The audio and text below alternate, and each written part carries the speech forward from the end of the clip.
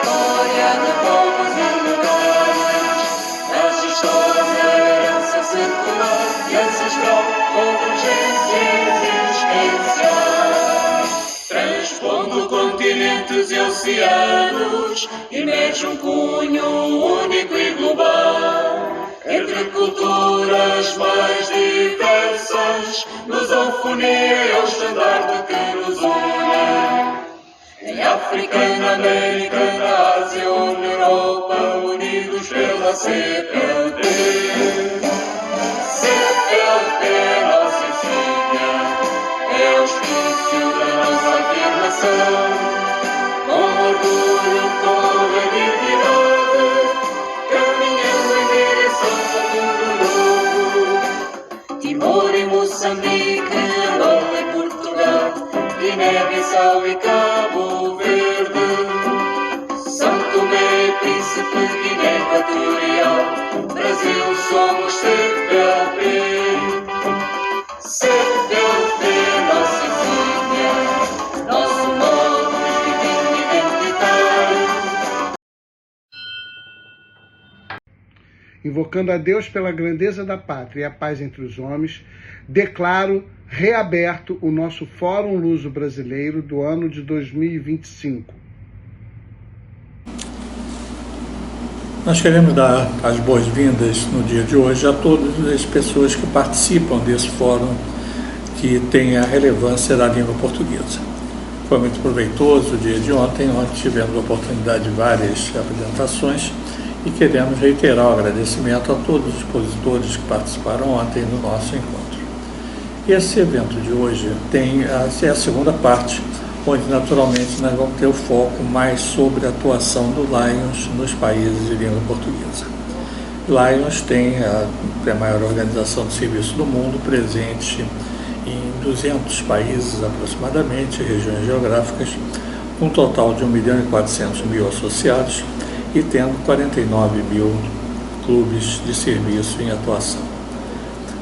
Alguns desses clubes estão situados no Brasil, em Portugal e nos países de língua portuguesa. E nós temos então que registrar realmente a satisfação de ter essa possibilidade de caminhar nessa direção em termos de um fórum congregar, e nós precisaríamos ter algumas informações sobre esses países onde a comunidade lusófona se faz representar. Mas é importante que nós possamos logo de início fazer o registro da programação de hoje. E essa programação será enriquecida logo de início com a participação da nossa querida diretora internacional, ex-diretora internacional, Rosane Junk, que traz realmente a sua mensagem de saudação a todos os participantes do nosso fórum.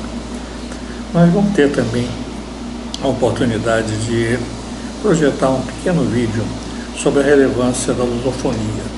Esse vídeo ele foi produzido trazendo realmente informações da importância dos países lusófonos e temos realmente o prazer de poder compartilhar. Na sequência, nós vamos falar sobre os países de língua portuguesa. E aí nós queremos registrar realmente o agradecimento a pessoas da equipe que participaram dessa contribuição, do estudo, das pesquisas sobre os países. Teremos uma sequência, inicialmente Moçambique, pela companheira Maria Lia Parreiras. Teremos Angola com Leia Burnier Costa, Cabo Verde com Zaira Amaral Alves Abreu, Guiné-Bissau com Leia Burnier Costa, também, que colabora conosco, Guiné Equatorial, através de Joselane Davi de Souza, São Tomé e Príncipe, também novamente colaboração de Leia Burnier Costa. Teremos a oportunidade de falar um pouquinho também sobre Timor-Leste e sobre Portugal, porque são países que completam realmente esse conjunto. Mas nós vamos trazer também uma contribuição. Quando nós colocamos no programa o português além dos países lusófonos, nós destacamos uma contribuição positiva de Goa. Goa é na Índia. A Índia hoje é o país que tem maior número de clubes de Lions. Então nós temos, Goa é uma área que pertenceu a Portugal, e por isso mais de 400 anos teve realmente a sua vinculação. O idioma português não é o oficial, mas é o falado em muitas áreas. E nós temos a contribuição do professor Onozinbo Xavier, que traz realmente uma exposição sobre a relevância do idioma e numa região que não é uma região de língua portuguesa. Mas o português está presente também em todas essas áreas geográficas. São países que têm pessoas que falam português, e essa é uma contribuição interessante porque mostra uma realidade diferente. Goa, inclusive, é num estado da Índia que tem clubes de Lions, inclusive presididos por pessoas que falam português. Então, não é, apesar de não ser a língua oficial, mas é uma língua bastante utilizada também naquela região. Então, o português está além das fronteiras dos países lusófonos. Então, nós vamos ter nessa sequência o dia de hoje, depois eu volto com as considerações finais e para ver o encerramento pelo nosso governador. Então, boa participação a todos nesse segundo dia do Fórum dos Países de Língua Portuguesa. Cumprimento a todos que participam deste importante momento, o Fórum Virtual do Lions nos países de língua portuguesa. É um prazer grande atender ao convite do dedicado companheiro Leão João Roberto, do Distrito LC1, para falar um pouquinho sobre as relações lusófonas, que nada mais é do que o conjunto de vínculos históricos, culturais, políticos, econômicos, linguísticos, entre os países que têm o português como sua língua oficial. Estes países formam o que nós chamamos de Comunidade dos Países da Língua Portuguesa. Comunidade criada em julho de 1996. Uma organização internacional para fomentar a cooperação entre os países que são Brasil, Angola, Cabo Verde, Guiné-Bissau, Portugal, Moçambique, São Tomé e Príncipe, Timor-Leste, Guiné Equatorial. E quais são os principais aspectos das relações lusófonas? São vários, entre eles o aspecto histórico. A língua portuguesa se espalhou pelo mundo através da expansão das explorações marítimas portuguesas. O aspecto cultural, ou seja, uma relação e influência cultural comum. Os aspectos econômicos e políticos através de acordos de cooperação econômica, da defesa da democracia e dos direitos humanos. A língua portuguesa é um fato central, possibilitando a comunicação. Uma língua falada por 270 milhões de pessoas. Claro que a maior parte com destaque para o Brasil. A diversidade, cada país com seus costumes, suas características únicas, e neste momento a importância da aceitação da diversidade por todos nós. Porém, há iniciativas para promover a língua e fortalecer a identidade comum, como o intercâmbio, a música tocada. Temos como exemplo o fado português, que é apreciado e tocado em diversos países. Também ainda os festivais de cinema, enaltecendo as películas de origem e de língua portuguesa. O ensino também da língua portuguesa, porque em Portugal o Instituto Camões apoia esse ensino fora do seu país, facilitando então também esse aprendizado.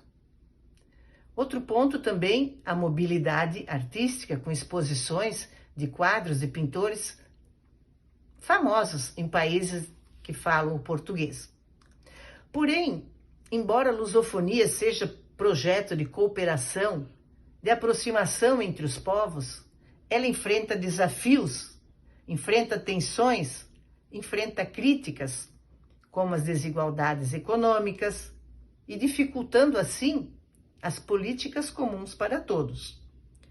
A língua portuguesa é uma herança do colonialismo, que deixou marcas de exploração, gerando críticas dos ativistas que criticam, sim, a lusofonia. As variedades de línguas, ou seja, as diferenças linguísticas, geram problemas, como a baixa integração econômica, a participação desigual nesta comunidade dos países da língua portuguesa, gerando muitas vezes o receio de uma lusofonia de dominação cultural, mesmo que seja simbólica. Porém, em 1975, com a independência de países como Angola, Moçambique, uma crise social e de identidade foi gerada. Porém, este acontecimento é um momento final, é um marco da lusofonia colonial e início de novas relações, baseadas então sim na cooperação, apesar de sempre envolvidas por relações, por lembranças que trouxeram muitas dores. Então eu quero aqui agradecer essa oportunidade e almejo a todos uma absorção cada vez mais ampla deste tema que diz respeito a todos nós. Muito obrigada.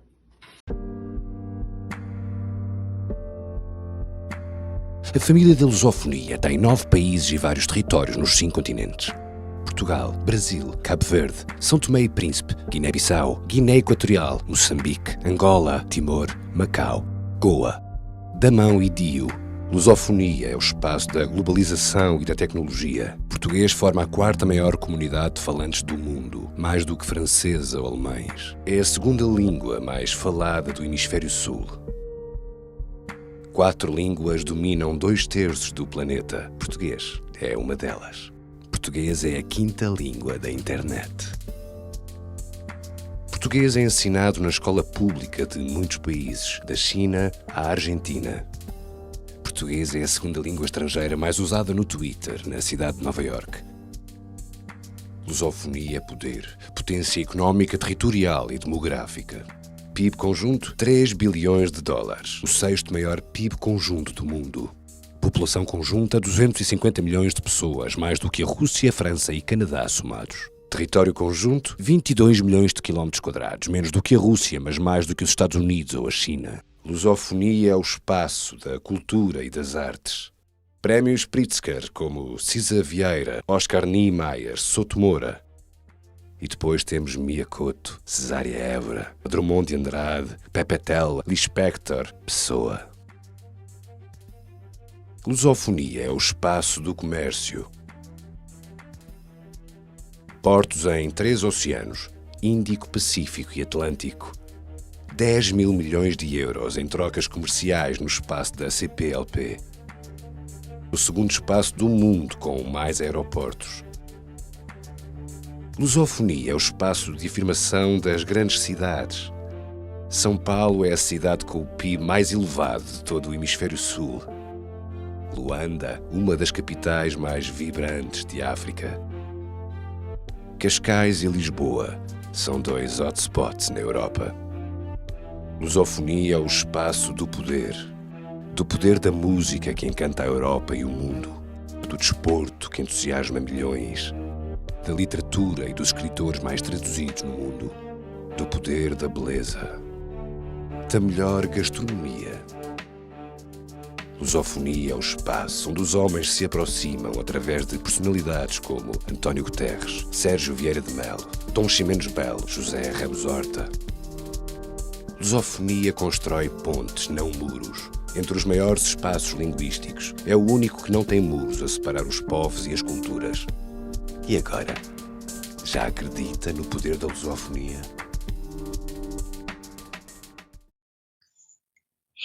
Meu nome é Companheira Leão Maria Lia. Pertenço ao Laus Clube de Lagoa Santa, Minas Gerais, distrito LC4. Sou brasileira. E é com muito gosto que estou participando como expositora deste fórum. É uma honra poder falar sobre Moçambique e sobre o movimento leonístico em Moçambique. Saúdo a todos que neste momento participam deste evento conosco. Moçambique é um país africano, situando-se no sudeste deste continente. A capital é Maputo, a maior cidade do país. Este país africano é rico em recursos naturais, como carvão mineral, gás natural, grafite, ouro, bauxita e pedras preciosas. Possui vasta extensão de terras férteis, adequadas para o cultivo de milho, mandioca, cana-de-açúcar, algodão, chá e tabaco. Com uma longa costa marítima ao longo do Oceano Índico, a pesca é um setor importante. Camarão e atum são produtos frequentes da atividade pesqueira. Possui barragens hidrelétricas de porte. A exploração de recursos naturais, entretanto, enfrenta desafios por falta de infraestrutura e regulamentação ambiental adequada. A história de Moçambique é rica e complexa, refletindo as influências das várias culturas ancestrais e sua interação com eventos produzidos pela colonização portuguesa ao longo dos séculos. Antes da chegada dos europeus no século XV, a região era habitada por vários grupos étnicos que compunham a vasta família Bantu. Uma complexa rede de comércio de ouro e marfim caracterizava o período pré-colonial. Os portugueses colonizaram a área em um processo longo, que foi consolidado com o estabelecimento de portos e fortalezas ao longo da costa marítima. Durante o período colonial, vários movimentos rebeldes insurgiram contra Portugal. No século XX, o descontentamento com a situação de colônia, bem como a influência da independência em outras partes da África, levaram ao surgimento de movimentos libertários. A Frente de Libertação de Moçambique, Frelimo, foi criada em 1962 e liderou uma guerra de independência contra os portugueses. Moçambique tornou-se independente em 25 de junho de 1975. Após a independência, o país enfrentou uma guerra civil devastadora entre a Frelimo, Frente Libertadora de Moçambique, e a Renamo, Resistência Nacional de Moçambique, que durou de 1977 até 1992, causando muito sofrimento e destruição. Um acordo de paz foi alcançado em 1992. Desde então, o país vem se dedicando a reconstruir e restabelecer a estabilidade política, econômica e a paz. Moçambique hoje encara desafios como pobreza, a corrupção e, mais recentemente, a insurgência jihadista no norte do país. Moçambique mantém relações internacionais com diversos países e organizações, incluindo a SADC, Comunidade do Desenvolvimento da África Austral, União Africana, ONU e Comunidade de Países da Língua Portuguesa. Entre o português falado em Moçambique e o falado no Brasil, diferenças de fonética e no significado gramatical são evidentes. A acentuação de vogais e consoantes no português moçambicano é mais profunda. O português no Brasil é mais fluido. O significado das palavras são ditados principalmente pelas influências dos dialetos africanos em Moçambique e no Brasil pelos povos indígenas ancestrais e por imigrantes que por aqui se estabeleceram.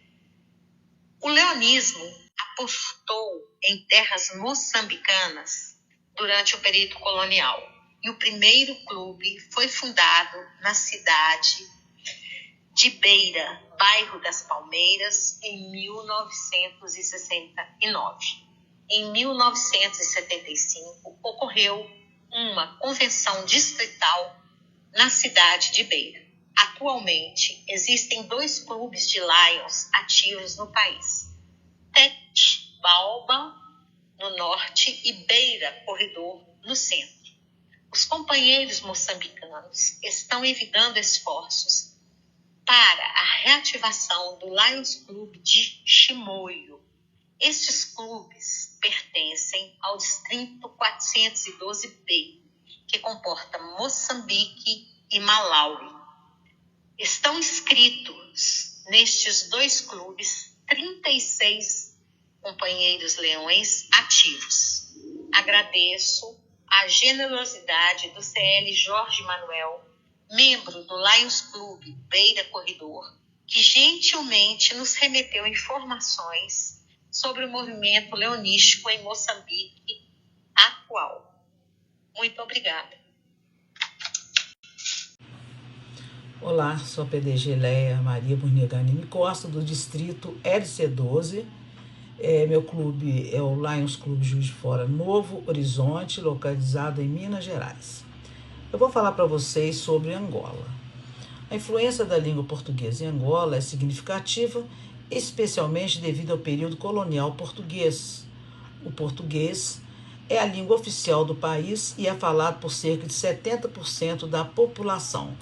No entanto, Angola é um país multilinguístico em diversas línguas nacionais de origem africana, como o Kikongo, o Kibundo, o Kikove, entre outras. Então, o português é a língua oficial, o que torna fundamental em áreas como administração, educação, comunicação e cultura. A identidade nacional. O português é uma língua que promove a unidade nacional e serve como elemento comum para a comunicação entre diferentes grupos étnicos e linguísticos. Angola faz parte da comunidade de países da língua portuguesa, o que lhe permite ter um papel importante na promoção da língua portuguesa no contexto internacional. A língua literária. A literatura angolana é escrita principalmente em português, com obras de grande importância cultural e social. A influência.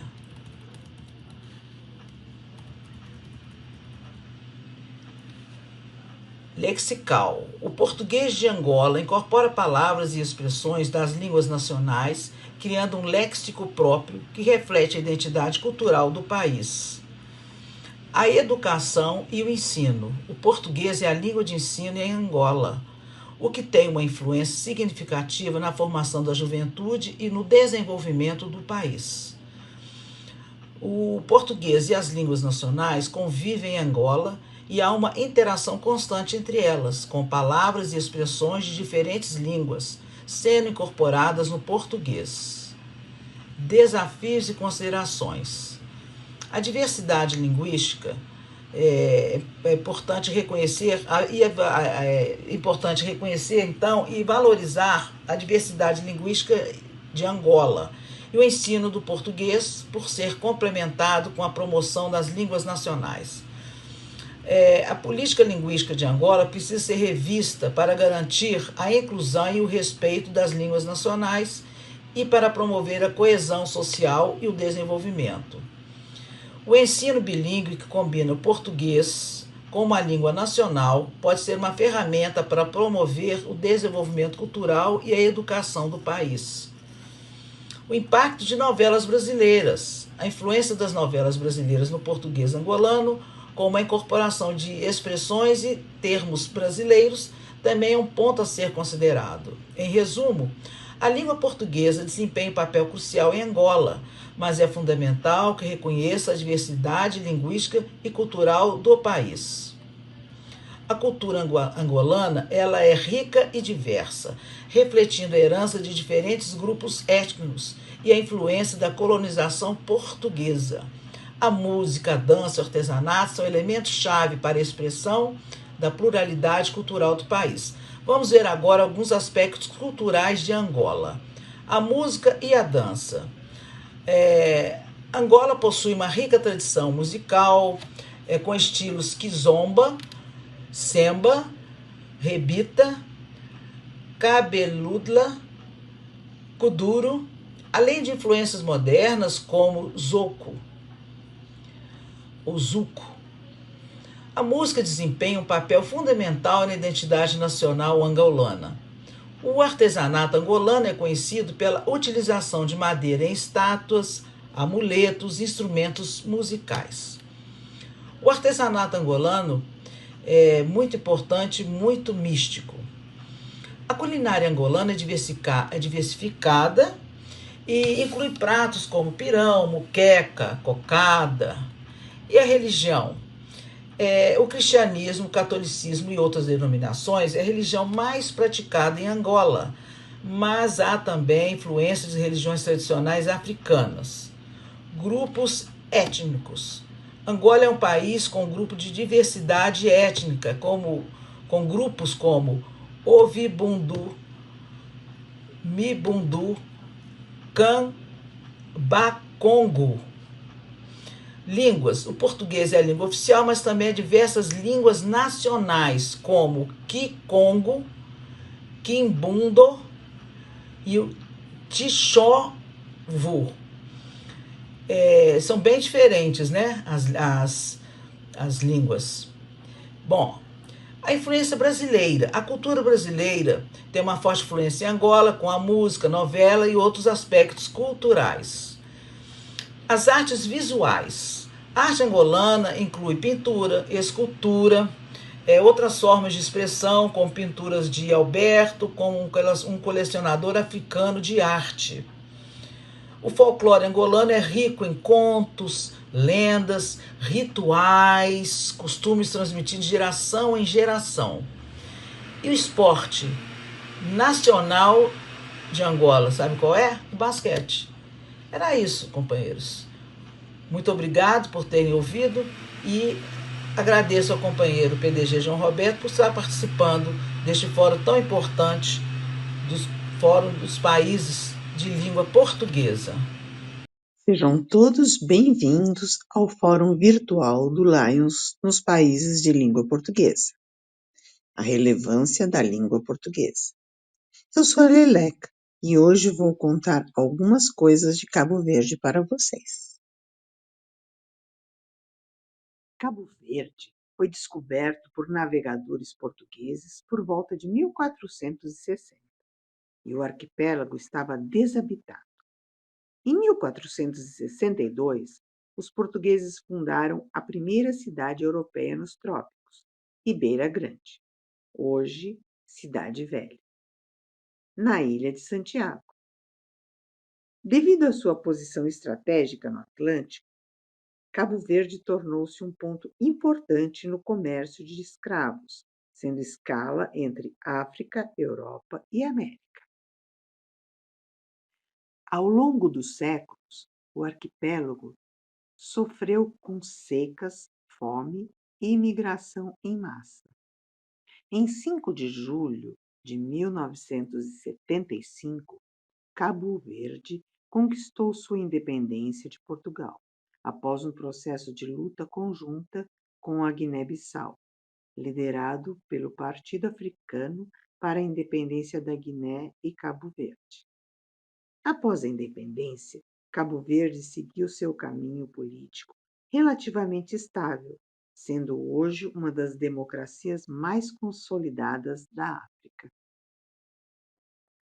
Cabo Verde é um arquipélago vulcânico localizado no Oceano Atlântico, a cerca de 570 quilômetros da costa do Senegal, na África Ocidental. É composto por 10 ilhas principais. 9 delas são habitadas, e vários ilhéus, divididos em 2 grupos. Barlavento, que fica no norte, que são as ilhas de Santo Antão, São Vicente, Santa Luzia, que é desabitada e é uma reserva natural, a ilha de São Nicolau, a ilha do Sal e a ilha da Boa Vista. E no sul nós temos o Sotavento, que são a Ilha de Maio, Ilha de Santiago, Ilha do Fogo e Ilha Brava. O relevo é montanhoso, com destaque para o Pico do Fogo, que tem 2.829 metros, o ponto mais alto do país, e há um vulcão ainda ativo. A população é aproximadamente de 550 mil habitantes. A maior cidade e capital é Praia, localizada na Ilha de Santiago. A população é formada por uma mistura de descendentes europeus, portugueses e africanos, originando uma rica cultura crioula. A língua oficial é o português, mas o crioulo cabo-verdiano, crioulo, com variações regionais, é amplamente falado. A economia é limitada pelos poucos recursos naturais. O país importa grande parte dos alimentos que consome. As principais atividades são o turismo, que é impulsionado pelas belas praias e paisagens vulcânicas, da Ilha de Santiago, da Ilha Boa Vista, da Ilha do Sal. A pesca é de subsistência e exportação de atum. A agricultura tem produção de frutas tropicais, como a banana, o mamão-papaya, milho, feijão, cana-de-açúcar e café, apesar do clima, do solo árido, das chuvas escassas e com seca crônica. Também faz parte da economia as remessas de imigrantes cabo-verdianos no exterior. São uma fonte importante de receita. A energia renovável vem crescendo principalmente a eólica e a solar, visando a sustentabilidade energética. O setor de serviços representa 70% do PIB. Já a indústria é modesta e baseada em produção de alimentos, bebidas, artesanato e construção civil. O setor público e o comércio também têm grande peso. Remessas da diáspora são muito importantes para a economia. São as comunidades no exterior, especialmente nos Estados Unidos, Portugal e Holanda, que remetem verba para a economia de Cabo Verde. Cabo Verde também recebe ajuda internacional e mantém boas relações com as instituições como a FMI, a ONU e a União Europeia. A moeda oficial é o escudo cabo-verdiano, com câmbio fixo com o euro. O país é considerado politicamente estável e com baixo índice de corrupção, se comparado a outros países africanos. É um dos países africanos com maior índice de desenvolvimento humano, IDH. A cultura é uma mistura de influências africanas, portuguesas e brasileiras. É um dos países africanos com melhor sistema democrático e liberdade de imprensa. Há mais cabo-verdianos fora do país do que dentro. O vento lá, em Cabo Verde, tem nome.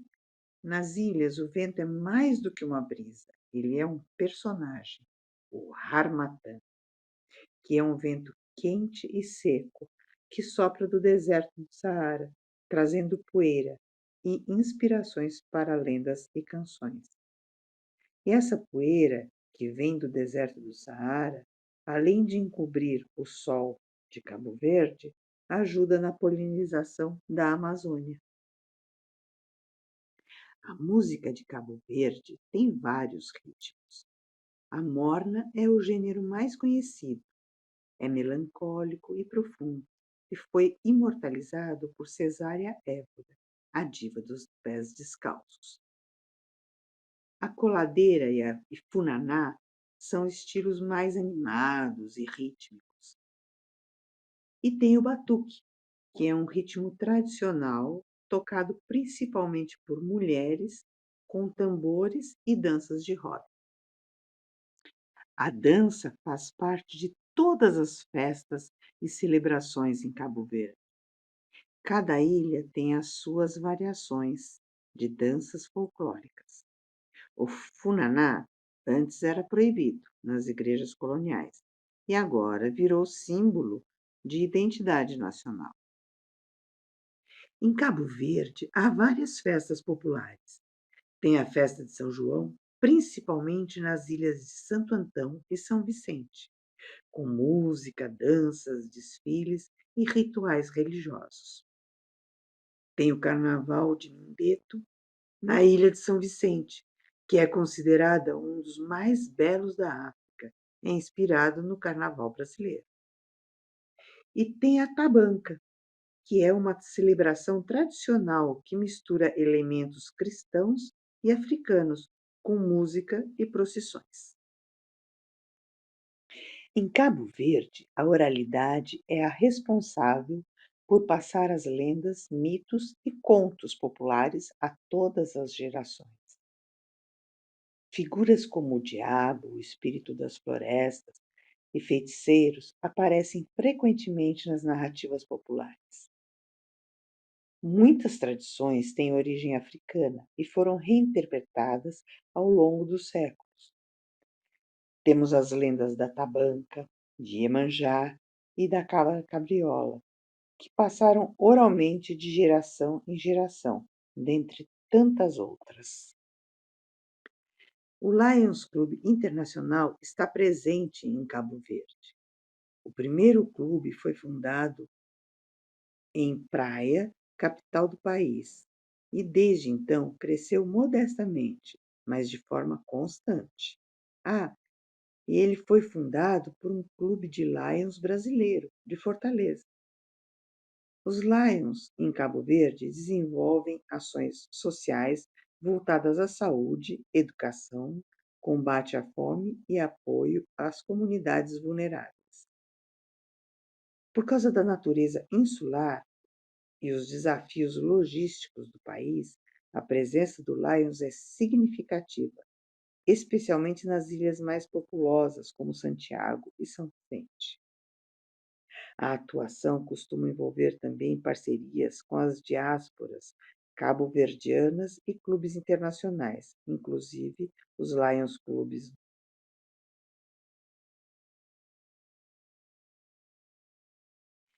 Entre o mar e o céu, Cabo Verde canta, dança e sonha, com um futuro ainda mais justo e próspero.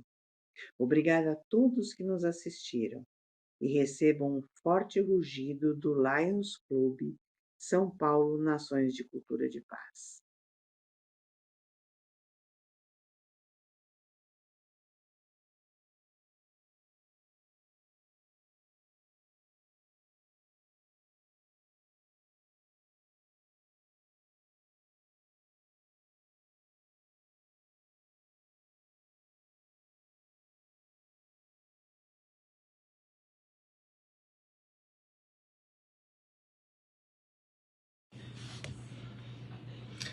Olá, sou a PDG Leia Maria Burnier Ganime Costa, do distrito LC12.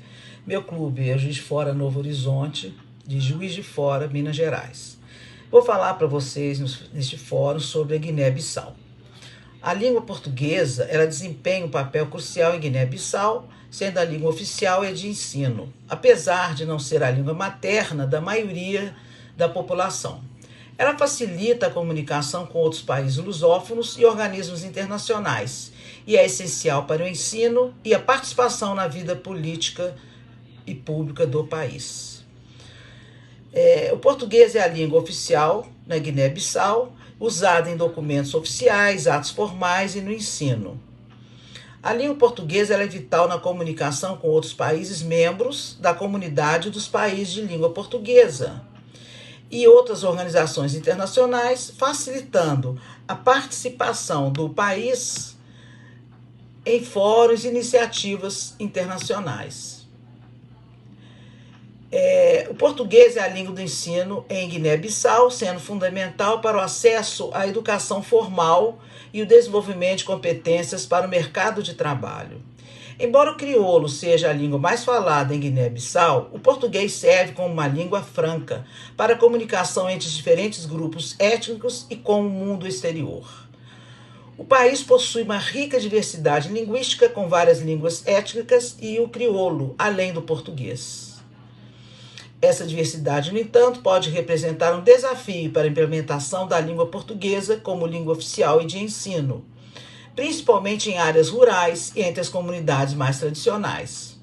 Então, a Guiné-Bissau, ela possui uma cultura vibrante, diversificada, moldada pelas diferentes etnias e tradições que a compõem. A dança, a música, religiões, vestimentas e a culinária, refletindo na herança e influências no período colonial. Então, vamos falar agora alguns aspectos culturais da Guiné-Bissau. Então, a diversidade e a étnica e linguística. A Guiné-Bissau, então, ela abriga diversos grupos étnicos como balantas, fulas, mandingas, manjacos, cada um com as suas próprias línguas e costumes e tradições. A dança é uma forma de expressão artística importante com diferentes estilos, coreografias que variam de etnia para etnia. O estilo musical mais conhecido é o gumbé, que acompanha as festividades e eventos sociais. A religião é o islamismo, que é predominante e seguida por crenças tradicionais e o cristianismo. As roupas tradicionais são coloridas, incluem túnicas estampadas, panos amarrados ao corpo, penteados elaborados e trancinhas e miçangas.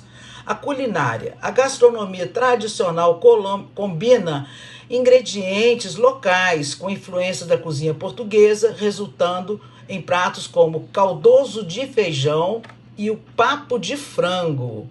O carnaval guiense é uma festa popular com máscaras gigantes, desfiles de rua que expressam a diversidade cultural do país. A prática da medicina tradicional, com o uso de ervas e chás, continua a ser importante em muitas comunidades. Respeito aos mais velhos. A cultura guinense valoriza e respeita a sabedoria dos mais velhos, que são considerados guardiões das tradições e costumes. Fortes laços com a natureza. A natureza é vista como um elemento fundamental da cultura guinense, com a agricultura, a pesca e a caça desempenhando um papel importante na vida das comunidades. As línguas. Além do português oficial, o crioulo é a língua mais falada e é considerada a língua de unidade nacional. Um abraço a todos vocês. Olá, a Guiné Equatorial. Oficialmente se chama a República da Guiné Equatorial, sendo um pequeno país localizado na África Central. Na costa oeste é banhado pelo Oceano Atlântico e faz fronteira com Camões ao norte e com Gabão ao sul e ao leste. Inclui as ilhas de Corisco, Elobé Grande, Elobé Pequeno e ilhotas adjacentes.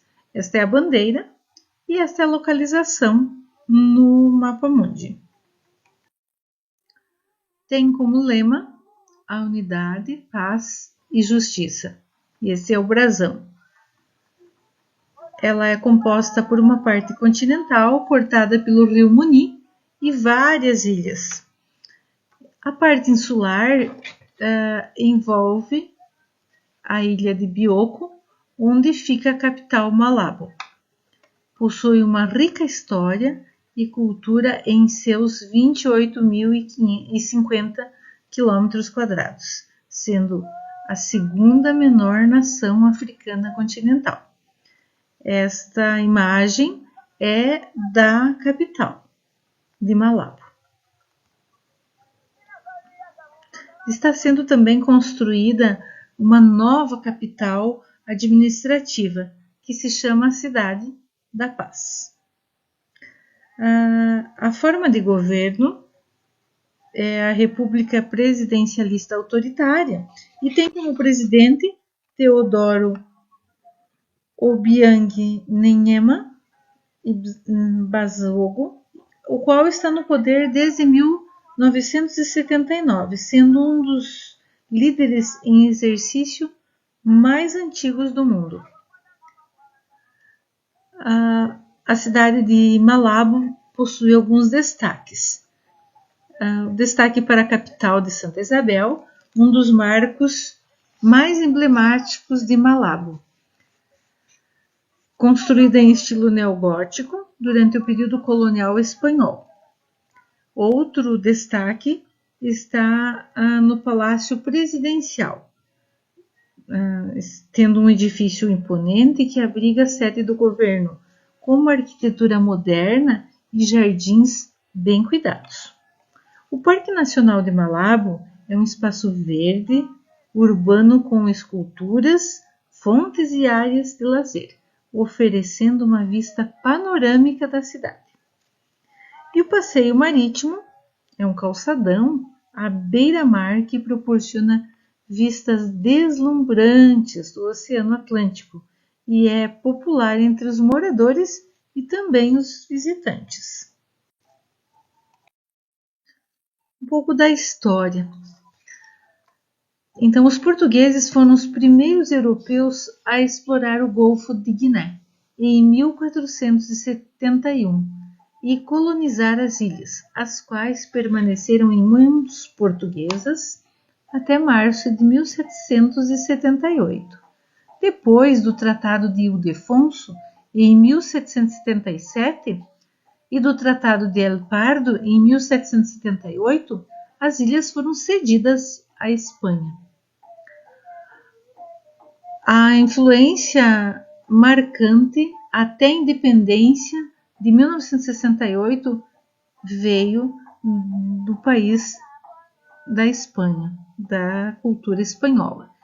Em 1909, as colônias espanholas de Lobei, Annobón, Corisco, Fernando Pó e Guiné Continental Espanhola foram unidas sob uma única administração.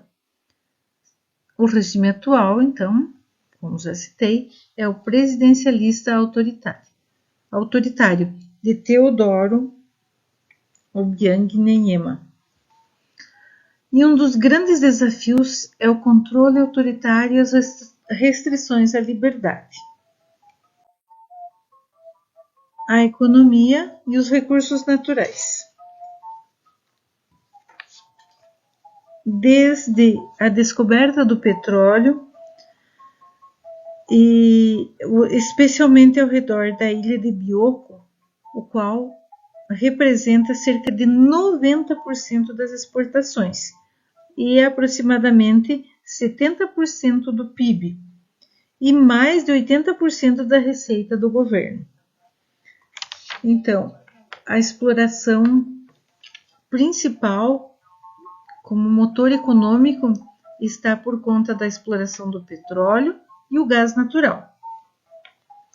É um dos países com maior PIB per capita, porém essa riqueza não traduz significativamente as condições de vida da população, ocorrendo muitos desequilíbrios na divisão da riqueza. A população vive em situação de pobreza. Outros recursos naturais, além do petróleo e do gás, são a madeira tropical, que é exportada, mas ela enfrenta críticas devido às práticas de desmatamento. A subexploração de minérios como o ouro, os diamantes, a bauxita e o urânio. A pesca apresenta potencial, mas é pouco desenvolvida. Na agricultura, cultivam mandioca, banana, café, cacau, óleo de palma, entretanto, apenas para o comércio interno, oportunizando ainda desenvolvimento. A infraestrutura e investimentos. O governo tem investido em infraestrutura urbana e rodoviária, construção da nova capital, que é a Cidade da Paz, com o intuito de modernizar e interiorizar o desenvolvimento. Os desafios sociais: a pobreza, acesso limitado a recursos básicos, os direitos humanos, liberdade de expressão restrita, a educação com taxas de alfabetização e escolaridade em desenvolvimento, e apresentou em 2021 o IDH de 0,602, destacando espaço ainda para avanços. A geografia e a biodiversidade. O clima equatorial possui clima equatorial quente e úmido, é rico em florestas tropicais e biodiversidade, mas enfrenta desafios como desmatamento e a exploração dos recursos naturais. O Pico Basilé é o ponto mais alto, com 3.012 metros de altura. As florestas tropicais são ricas em espécies únicas.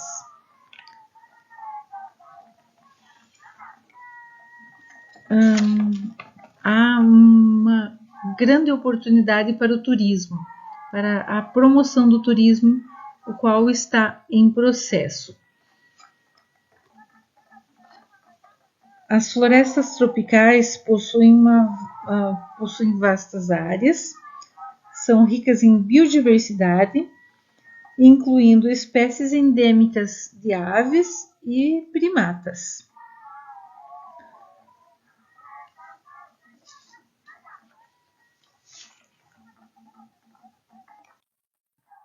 A demografia e a cultura.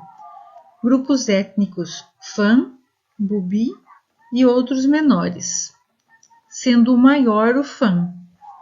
A população em 2024 estava estimada em 1,670 milhões de pessoas.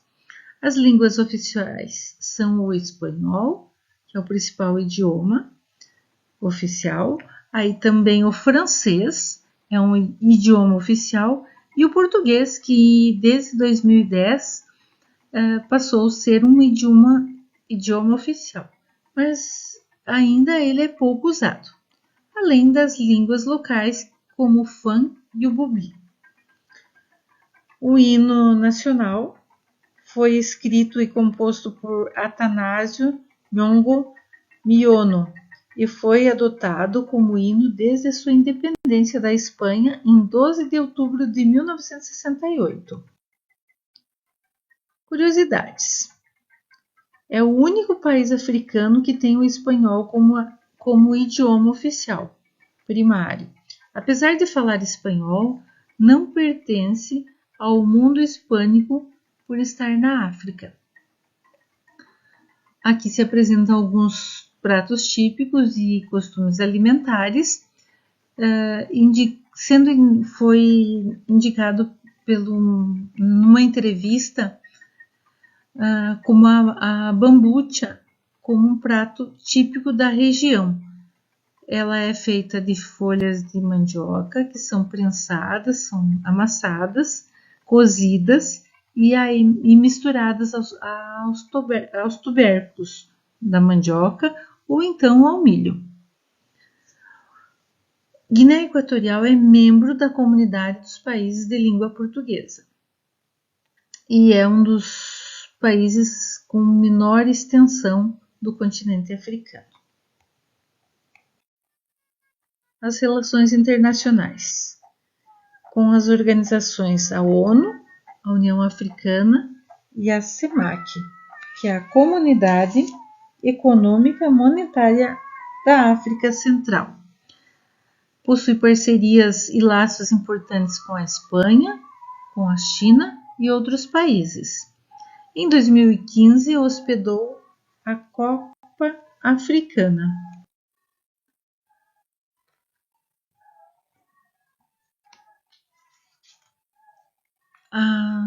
Esta imagem que se apresenta é da Praia Branca, a qual oferece experiências únicas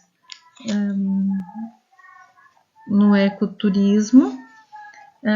Esta praia é conhecida pela sua areia branca e águas cristalinas. É um destino popular para relaxamento e observação das tartarugas marinhas. Existem outras praias também com uma beleza extasiante. Então, existe muito potencial para a exploração do turismo e das riquezas naturais, e a localização desse país é estratégica. Possui também oportunidades de investimento em turismo e economia diversificada. E os próximos passos estão no foco a sustentabilidade.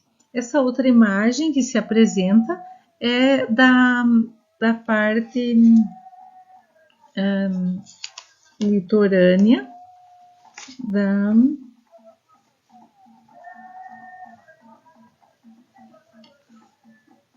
do calçadão à beira-mar da capital. Então, tem muito a se conhecer nesse país, e passamos a falar agora, então, deste achado, que é um canal de uma professora de língua portuguesa, Camila Vilela, que tem um canal que se chama Brasileirices. E nesse canal, ela entrevista pessoas que são de outros países e que falam a língua portuguesa, falando sobre o jeito de viver, sobre o jeito de falar, sobre os interesses, sobre questões culturais. Então, é uma entrevista que tem 32 minutos. Nós vamos verificar uma pequena parte dela, porque essa entrevista é com um nativo de Guiné Equatorial, que se chama Benvenuto Jerônimo Nhema. E com este vídeo concluímos a apresentação, então, de Guiné Equatorial. Muito obrigada. Segue também a imagem das referências.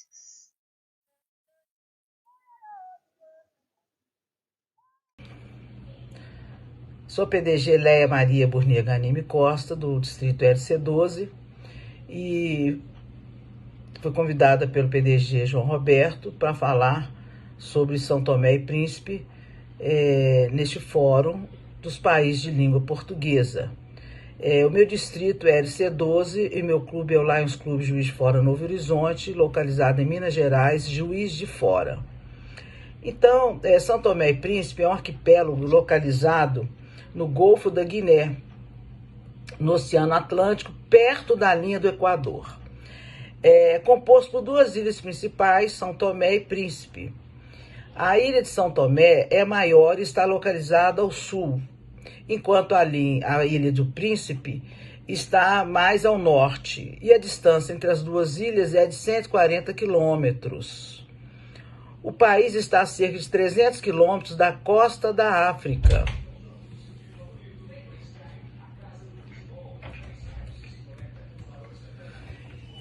E a descoberta das ilhas foi por João de Santarém e Pedro Escobar, em 1470, que marcou o início da colonização portuguesa.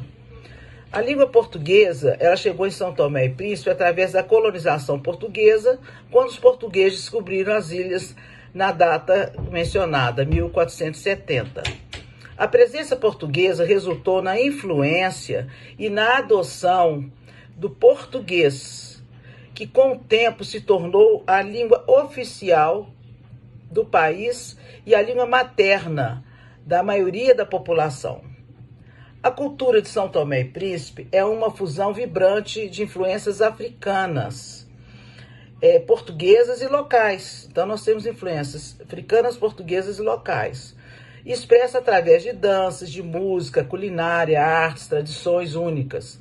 O país é conhecido pela sua rica história colonial e preserva elementos do período colonial português, como a língua portuguesa, que é o idioma oficial, e a influência europeia na culinária. No entanto, a cultura de São Tomé é também profundamente enraizada nas tradições africanas especialmente na dança e na culinária, que utiliza então ingredientes locais e especiarias africanas. Então vamos falar agora especificamente sobre os elementos culturais de São Tomé e Príncipe. Então a língua oficial é a língua portuguesa, é a língua mais falada. Foi declarada, né, a língua oficial em 1975, após a independência do país. O português é a língua oficial, mas também são faladas 3 crioulos de base portuguesas, como o forro, o angolar e o luiguié.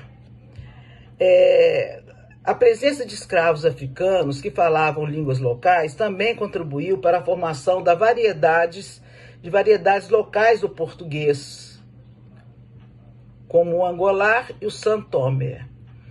A dança, a denominada danço congo, é uma dança tradicional com ritmo e música, que é o elemento fundamental da cultura. A música são-tomense é influenciada pelas tradições locais e europeias. A culinária é uma fusão de ingredientes africanos, portugueses e locais, com destaque para o peixe fresco, frutas tropicais e especiarias. O folclore, temos a dizer que é a sobrevivência de autos renascentistas como a tragédia do Marquês de Mantua e do príncipe Dom Carlos Magno de Ticcioli e a festa de São Lourenço da Alto de Floripes são exemplos do folclórico são-tomense. O artesanato local inclui produtos como tecidos, cestas, esculturas em madeira, que refletem as tradições e a cultura local. A festa de São Lourenço, com o Alto de Floripes, é uma das principais festas populares que recria o confronto entre cristãos e mouros. A natureza, a flora e a fauna endêmicas das ilhas são uma parte importante da identidade cultural, com destaque para a biodiversidade e a beleza natural. A cultura são-tomense é permeada por lendas e histórias, transmitidas de geração em geração, criando um ambiente místico e um encanto. A produção de cacau tem sido uma atividade econômica importante na economia, mas o turismo e a exploração do petróleo também contribuíram para o desenvolvimento econômico do país. A sustentabilidade, a proteção de biodiversidade e a promoção do turismo sustentável são cada vez mais importantes para a preservação do patrimônio cultural e natural de São Tomé e Príncipe. Em pesquisa ao site do Laios, verificamos que consta o país São Tomé e Príncipe, que possui o Laios, mas não conseguimos detectar, contato com nenhum clube. Por isso, a importância deste fórum para conhecimento de ações humanitárias que existem em nações de língua portuguesa. E a partir daí conhecemos melhor cada país integrante que falam a língua portuguesa. Muito obrigado e um abraço a todos. Timor-Leste. Timor-Leste é um país da Ásia e que tem uma população de 1.380.000 habitantes. Até 1975 era uma colônia portuguesa. Depois houve a independência, mas houve uma ocupação pela Indonésia. Somente em 2009 houve a independência e passaram a adotar naturalmente o português como uma das línguas oficiais. Existem outras línguas que trazem uma predominância também, mas o português está presente e o Timor-Leste integra a comunidade dos países de língua portuguesa. Foi o mais novo país que integrando-se da comunidade. Sua capital é Dili e tem realmente um conjunto histórico de língua portuguesa bastante significativo. O Lions não tem atualmente presença em Timor-Leste, mas tem realmente projetos sempre de chegando a essas regiões que não estão ainda assistidas pelo Lions. Então nós queremos dizer realmente da relevância de mais um país que integra a comunidade e que bem distante, com um fuso horário bastante diferente de todos os demais países, mas tem realmente uma relevância importante pela preservação bem distante da língua portuguesa. Então, são algumas considerações sobre Timor-Leste e temos que agradecer também a integração deles a esse nosso fórum e também a participação na comunidade dos países de língua portuguesa. Portugal é a nossa pátria-mãe. Devemos aos nossos irmãos lusitanos a colonização do Brasil, de todos os países de língua portuguesa, e naturalmente existem os laços de amizade, fortes amizades entre todos os que integram a comunidade luso-brasileira e a comunidade que tem realmente a integração com os países de língua portuguesa. Portugal dispensa maiores comentários, todos conhecem as belezas, a grandeza de Portugal como uma pátria consolidada, como uma porta de entrada para a Europa em todos os nossos corações, e tem realmente, todos nós temos um vínculo com Portugal.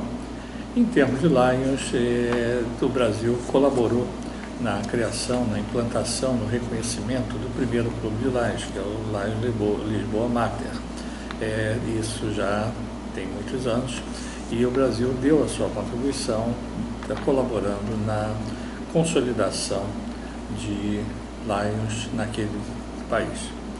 Mas hoje o Lions tem em Portugal 85 clubes atuantes, um total de 2.369 associados, divididos em 2 distritos, Centro-Norte e Centro-Sul, distrito múltiplo 115 e 115 Centro-Norte e Centro-Sul.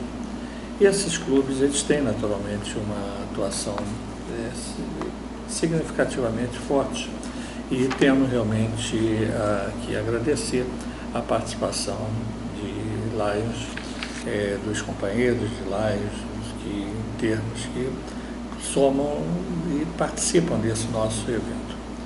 Acabaram de terminar agora a convenção nacional e a convenção dos distritos, e temos realmente a participação de todos os que estão presentes hoje assistindo ao nosso fórum, mas queremos registrar o agradecimento ao diretor internacional, ex-diretor internacional José Maria Borrulho, que é um amigo do Brasil, muitas vezes já esteve aqui no Brasil, como conferencista, em convenções nossas. Agradecer a Maria Tereza Dávila, que foi palestrante no primeiro dia do nosso encontro, e agradecer também aos presidentes dos conselhos do Conselho de Governadores, João Álvares Campino, que é do Lions Clube Vila do Rei, que é o presidente até 30 de junho do Distrito Múltiplo, do Conselho Governador do Distrito Múltiplo 115, e temos na presidência, como governador do Distrito Centro-Norte, Manuel Ferreira, do Lions Clube Senhora da Penha, Senhora da Hora, e do Centro-Sul, Francisco Ribeiro, que é do Clube Leiria. Mas nós queremos agradecer a participação de todos, tantos amigos de Portugal, que sempre contribuíram e sempre temos a relevância desse ponto. O próprio fórum tem realmente o seu patrono, um português que contribuiu fortemente com o Rodrigo Leite, contribuiu fortemente com Lions, não só em Portugal, como no mundo, mas nós queremos registrar realmente agradecimento a todos os companheiros de Portugal que participam. Sabemos que terminou a convenção agora, esses dias, isso impediu uma participação mais efetiva nas exposições, mas fica realmente a nossa gratidão a Portugal por ser realmente a nossa pátria-mãe, o berço da língua portuguesa, e que traz realmente contribuições efetivas ao Lions, não só no seu país, como também colaborando muitas das vezes com os países que estão integrantes da comunidade dos países de língua portuguesa. Então, nossa gratidão a Portugal e nosso agradecimento a todos os portugueses que participam desse nosso fórum de forma direta ou indireta, mas trazendo as suas contribuições. Saudações a todos os participantes deste Fórum dos Países da Língua Portuguesa. E parabéns ao Lions Club por essa magnífica iniciativa na realização deste fórum, porque acho que esta iniciativa é digna de louvor, porque é um assunto muito prático e garante uma sustentabilidade nas relações lusófonas. Acho também que é uma magnífica iniciativa porque vai contribuir certamente para que o português seja incluído como uma língua oficial na Organização das Nações Unidas. Gostaria de agradecer ao professor João Roberto Alves por me ter convidado para participar neste fórum. Sou responsável pela Sociedade Lusófona de Goa, que é uma sociedade que pretende estabelecer e aprofundar as relações entre Goa, Índia e os países e as regiões lusófonas. Sou também responsável pelo Centro Cultural Brasileiro em Goa, que foi fundado recentemente e pretende focar essas relações lusófonas também no contexto do Brasil. No nosso site podem ver todas as recentes iniciativas e eventos que temos organizado, seja na Sociedade Lusófona de Goa, como no Centro Cultural Brasileiro. E verão que tivemos uma importante colaboração com instituições relevantes do mundo lusófono na organização desses eventos. Uma pequena introdução a Goa. Sabem que Goa foi uma colónia portuguesa de 1510 até 1961. Durante esses 450 anos, o Goa foi praticamente o centro cultural, religioso, administrativo e até militar do vasto império português no Oriente, que ia de Moçambique até o Japão. E Goa teve, nesse contexto, também um vice-rei. O Brasil também teve um vice-rei, em Salvador, mas Goa teve um vice-rei e depois governadores que tinham responsabilidade em Goa por esse império português no Oriente. Em 1961, como também devem saber, Goa foi anexada na União Indiana e, a partir dessa data, o português deixou de ser a língua oficial de Goa, passando a ser o inglês e a língua oficial, e a língua de Goa foi, desde então, desde 1961, o Konkanin, que é a língua vernácula de Goa, e o Maratha. Então, desde 1961 até agora, o português tem sido mais ou menos marginalizado. Não digo oficialmente, na prática não teve aquela relevância que teve como língua oficial antes de 1961.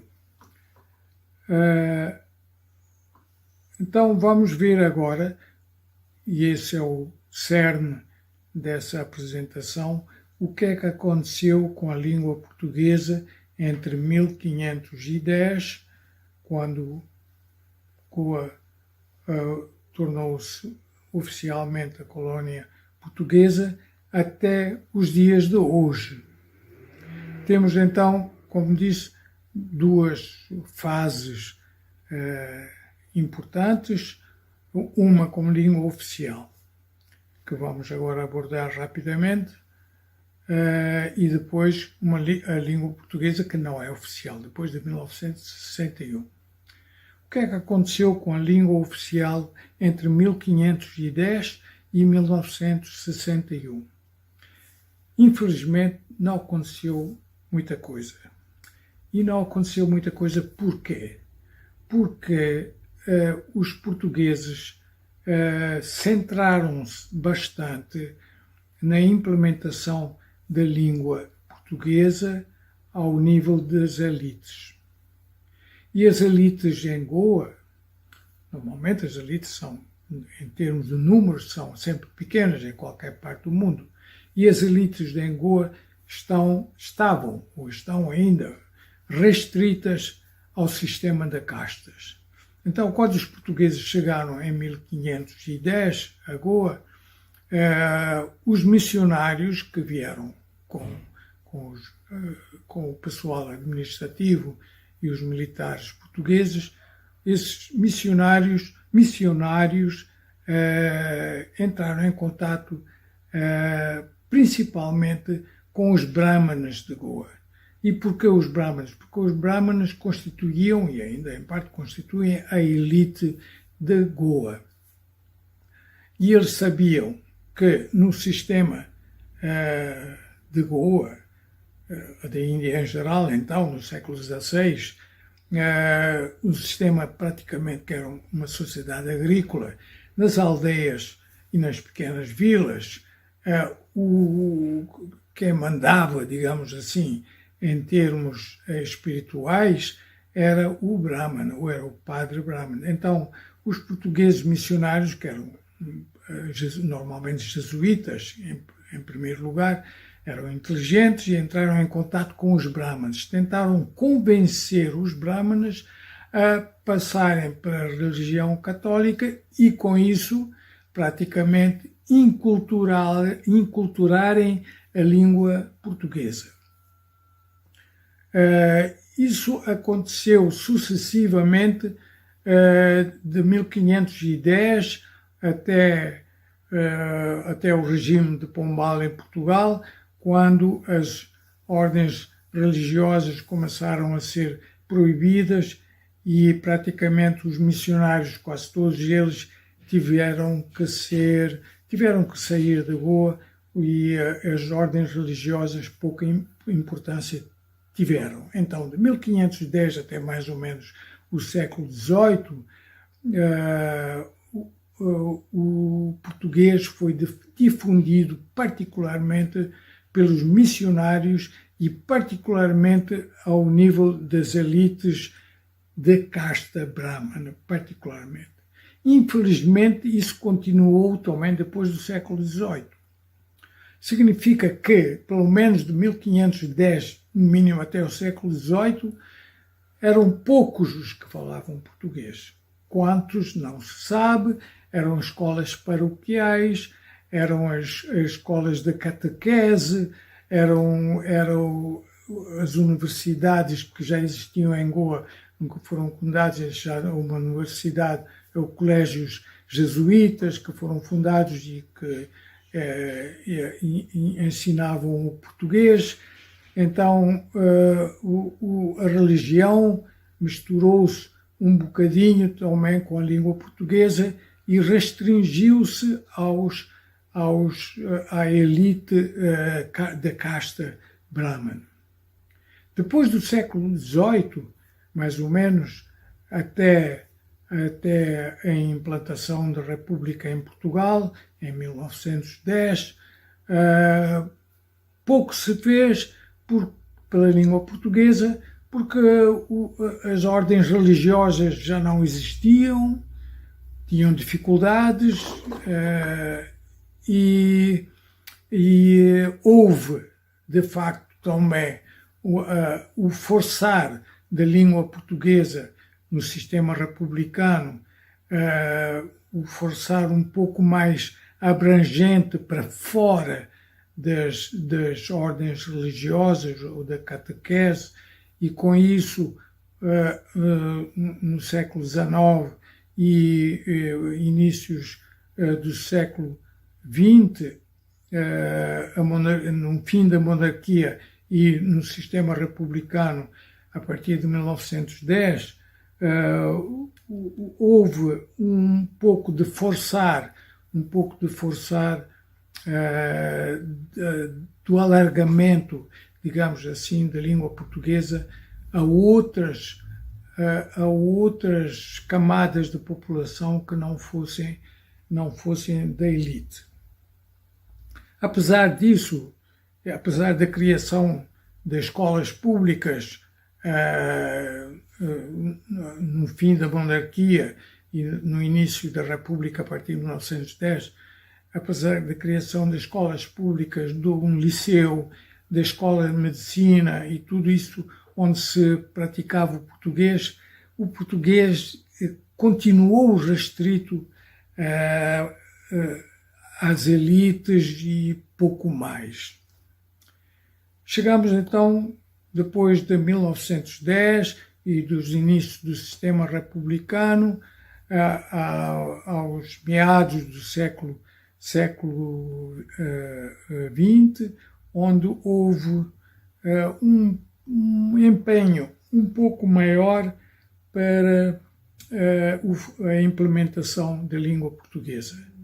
E é nessa fase, desde mais ou menos 1910 até 1961, quando Goa foi ocupada pela União Indiana, que temos alguns números respeitantes a quantos falantes existiam ou existem em Portugal, em Goa. Então temos números aproximados de cerca de 8.000 falantes de português até 1961. Teremos talvez outros tantos, mais 8.000, cerca, tudo aproximado, de pessoas que estiveram na escola primária e têm conhecimentos de português, mas não são propriamente falantes do português, em termos de que usam ou tiveram o português como língua mãe, mas compreendem alguma coisa, como funcionários públicos tinham que compreender e saber os documentos, ler e escrever um bocadinho os documentos, mas pouco mais ultrapassou esse número de 8.000 falantes em português. Se nós imaginamos, ou digamos, temos em conta que foram mais de ou quase 450 anos da convivência com Portugal e com a língua portuguesa, 8.000 para uma população atual, ou digamos assim, até 1961, uma população de cerca de 600.000 goeses, 8.000 em 600.000 goeses é muito pouco para 450 anos. Eu não quero aqui discutir ou abordar o tema do porquê desse fraco número de falantes depois de 450 anos de convivência com Portugal. Mas talvez, rapidamente dito, um fator foi muito importante, que é o de que Goa tinha uma cultura própria, milenar, antes dos portugueses chegarem, com a sua língua, com a sua religião. E quando vem uma nova língua e uma nova religião, numa sociedade que já tem a sua cultura, a sua identidade e a sua língua, é muito difícil o penetrar dessa nova língua nessa nova região. E o que aconteceu, acho que é uma das principais razões da dificuldade de implementação da língua portuguesa em 450 anos em Goa. Então, é só para realçar de que realmente o resultado de 450 anos de convivência de Goa com Portugal em termos de língua não foi realmente um sucesso. Eu diria até que foi, no contexto global, pelo menos estatístico, no número de pessoas que falam português, foi um fracasso. Bem, depois de 1961, agora vamos passar para outra fase. Depois da ocupação de Goa pela União Indiana, Goa tornou-se um Estado federal um Estado federal dentro da Índia e com sua autonomia a certos níveis, como autonomia cultural, certa autonomia financeira e assim por diante, o que não contribuiu para o português, porque o português não era a língua oficial depois de 1961.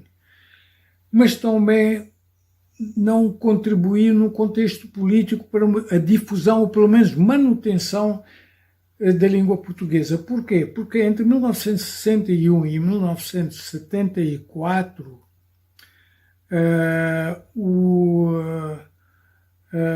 Portugal não reconheceu a anexação de Goa na Índia, com o que a língua portuguesa começou-se a perder, não era a língua oficial, nem era apoiada pela Índia, nem por Portugal. Portanto, até o reconhecimento oficial de Portugal de que Goa foi integrada na Índia, que foi em 1974, nada se fez pela língua.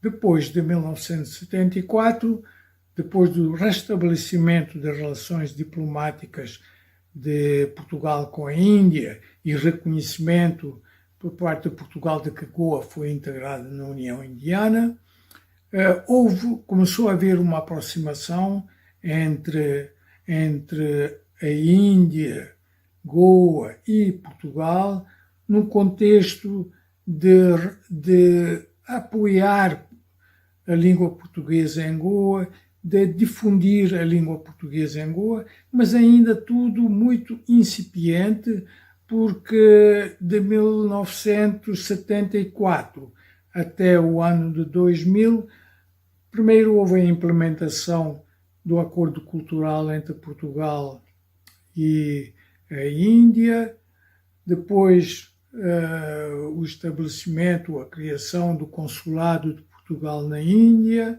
depois a Fundação Oriente veio e abriu uma delegação em Goa, depois o Instituto Camões veio e criou uma dependência em Goa. Tudo isso arrastou-se de 1974 até mais ou menos o ano de 2000. Não quero entrar aqui em detalhe sobre as exatas datas, mas nesse período houve um avanço paulatino no sentido de reforçar a língua e a cultura portuguesa. No entanto, nesse período de tempo de 1974 até o ano 2000, mais ou menos, o foco foi nas relações entre a Índia e a Portugal e as instituições portuguesas. Ficou de fora a lusofonia, que durante essa fase, nesses anos, também tinha os seus inícios depois de que uma série de colónias portuguesas tornaram-se independentes e Portugal queria, juntamente com essas colónias, criar uma comunidade mais global, um tipo de Commonwealth portuguesa, pelo menos em termos culturais, e com o que nós temos depois, mais ou menos, no finais do século XX, início do século XXI, a criação e a implementação e o reforço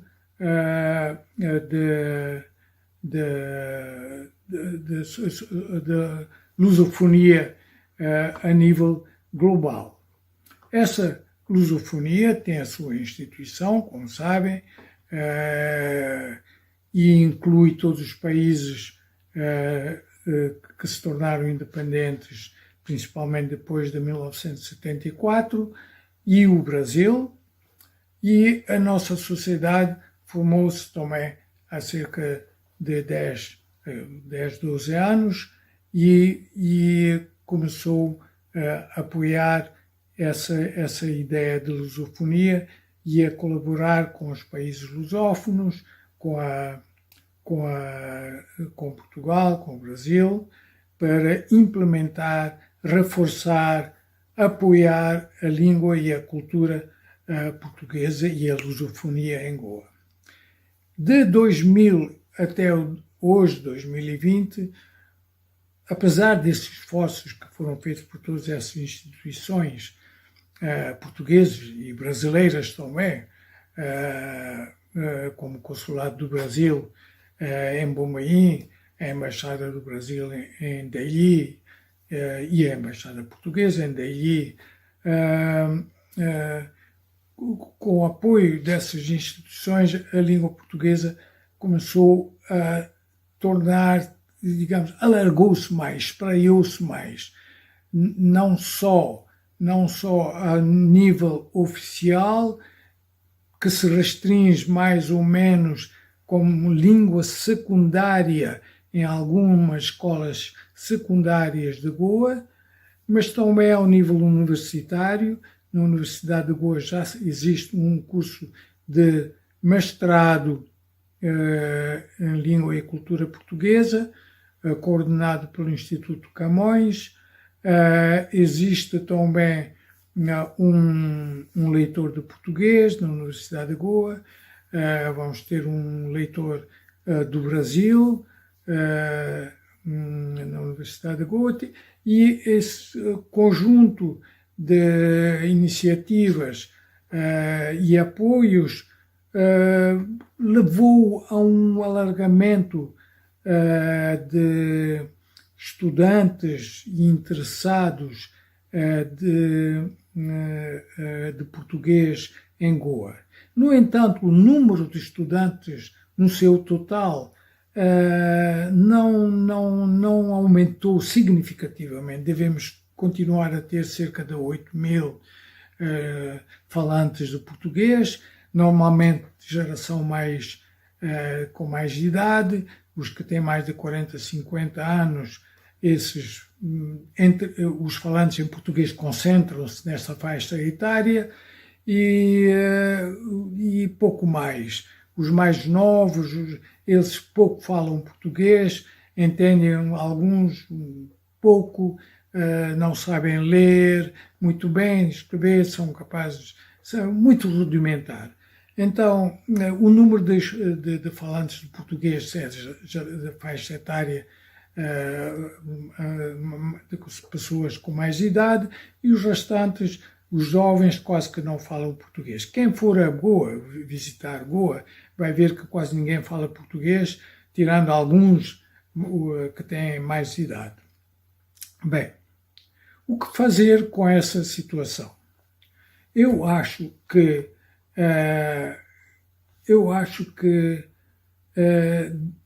essa iniciativa do Lions Club, como algumas outras, essa iniciativa é muito importante, porque o Lions Club é muito prático, não tem a faceta burocrática que as instituições têm. o consulado português, o brasileiro e a embaixada empenham-se profundamente, e o Instituto de Camões, em dar seguimento para aprofundar e alargar o espectro da língua portuguesa em Goa. Mas sempre são instituições, como todas as instituições no mundo inteiro, as instituições oficiais são mais pesadas, reagem mais dificilmente, reagem mais lentamente, e o Lions Club não tem essa dificuldade.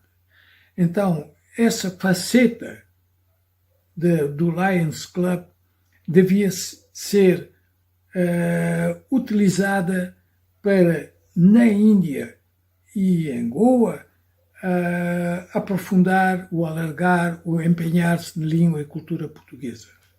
Nós, a Sociedade Lusófona de Goa, estamos empenhados, e podem ver no nosso site, extremamente empenhados em que Goa seja uma plataforma da difusão da língua e cultura portuguesa,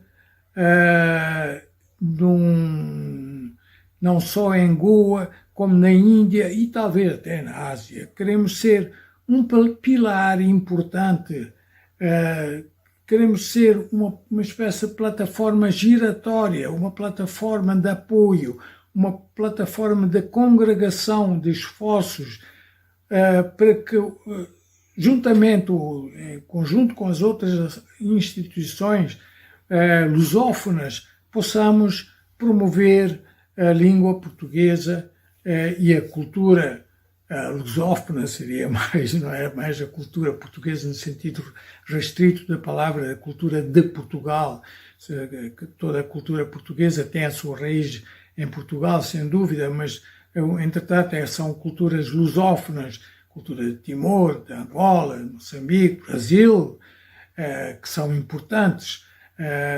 Queríamos aproveitar para, com o apoio dessas instituições, mas particularmente instituições como Lions Club, que não são burocráticas, que não são pesadas, que não são muito complicadas, para implementar e utilizar Goa como plataforma para difundir a língua e a cultura portuguesa em Goa e na Índia, e talvez um pouco dar o nosso contributo na Ásia inteira.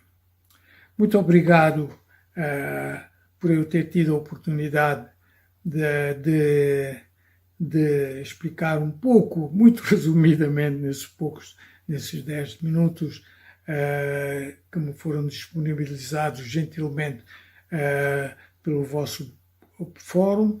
Muito obrigado e espero ter uma colaboração com o Lions Club em Goa muito brevemente, naquilo que nos for possível. Estamos sempre à disposição, disponham de nós, e desejo muitas felicidades nas vossas atividades para implementar a cultura lusófona. Muito obrigado e boa sorte. Estamos chegando ao final do nosso 6º Fórum Virtual dos Países de Língua Portuguesa.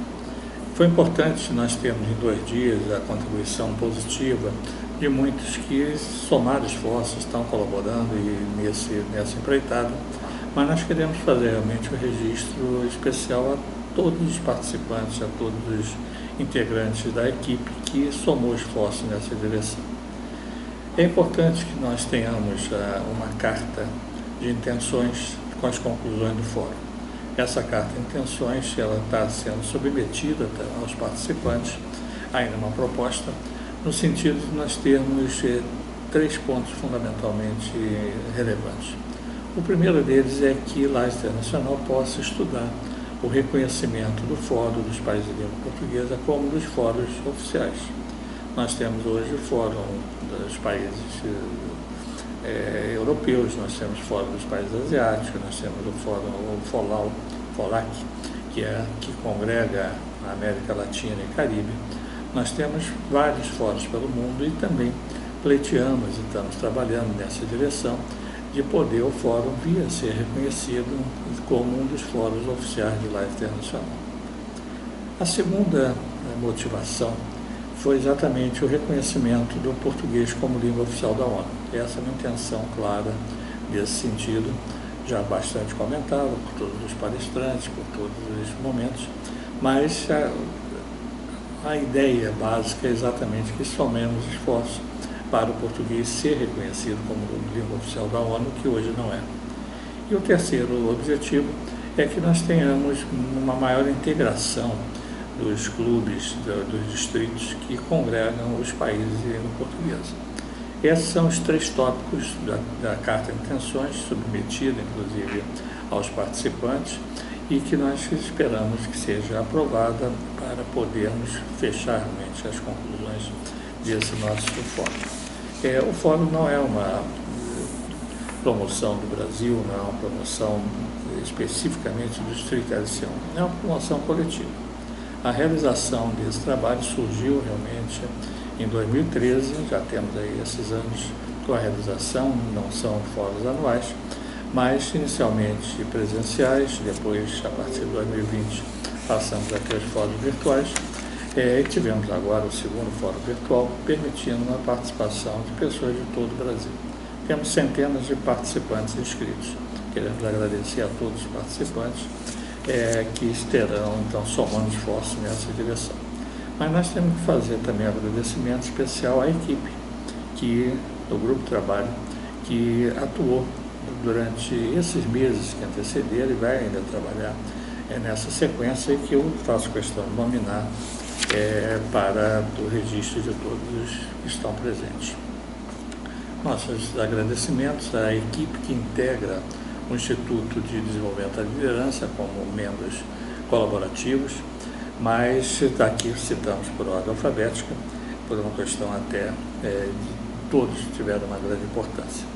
Aparecida Gaspar, Aurora Carvalho, Célia Miranda, Carmen Vera de Quinop, Cláudia Titã Martins, Carolina Lima Silva, Elaine Castelo Branco, Joselane Souza, José Geraldo de Souza Castro, Leia Maria Burnia Costa, Luiz Guilherme Turchiari, Maria Lia Pereira Guedes, Marilene Guedes da Silva, Nair Rizolan, Renato das Chagas Benevenuto, Selma Regina de Souza Aragão, Sérgio André Ferreira, Viviane Martins Moura Nóbrega, Zaira Alves de Abreu.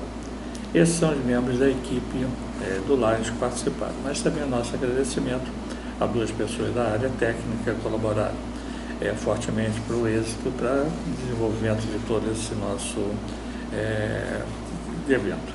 Então, nós temos que registrar também agradecimento a Tadeu Rodrigues, da equipe, e Lucas Vanderlei Araújo, que somaram esforços nessa direção para o êxito, para nós podermos ter realmente esse nosso fórum sendo realizado. Nós vamos ter, ao final desse parte da transmissão, nós vamos ter um evento virtual, através do Meet, através do Google Meet, para que isso não vai ficar gravado nesse conjunto, mas para que nós possamos ter um feedback. É importante nós termos a avaliação, termos a participação de todos que queiram nesse nosso encontro presencial virtual, mas com características de conclusão efetiva e apreciação da Carta de Intenções. Nós tivemos, inclusive, que queremos agradecer especialmente a nossa companheira que fez, a Marilene Guedes, que fez a bela introdução, inclusive a apresentação, e nós vamos ter no final também, mas inserindo o hino dos países de língua portuguesa. Também nós vamos ter, naturalmente, ao final, encerrarmos com o hino dos países de língua portuguesa, e nós queremos realmente agradecer a todos e especialmente ao nosso governador Renato das Chagas Benevenuto, que confiou e tem confiado esse trabalho à equipe do Instituto de Desenvolvimento da Liderança. Então, esperamos vê-los em próximos eventos e agradecemos mais uma vez a todos os participantes desse nosso evento, que esperamos seja bastante útil na transmissão. O evento é aberto, é disponibilizado através do canal do YouTube, através das redes sociais, liberado para transmissões, para todos os compartilhamentos, e fica realmente a gratidão a todos que colaboraram de forma direta ou indireta para esse nosso encontro. Então, na sequência, o nosso governador fará encerramento. Agradeço a participação de todos nesse fórum e declaro encerrado o nosso evento. No apogeu do legado universal, ergue-se a história de povos e lugares. Majestosa herança circular e ancestral, convergência existencial. Transpondo continentes e oceanos, emerge um cunho único e global. Entre culturas mais diversas, lusofonia é o estandarte que nos une. Em África, na América, na Ásia ou na Europa, unidos pela CPLP. CPLP, nossa insígnia, é o auspício da nossa afirmação. Com orgulho, com honra e dignidade, caminhando em direção ao mundo novo. Timor e Moçambique, Angola e Portugal, Guiné-Bissau e Cabo Verde, São Tomé e Príncipe, Guiné Equatorial, Brasil somos CPLP.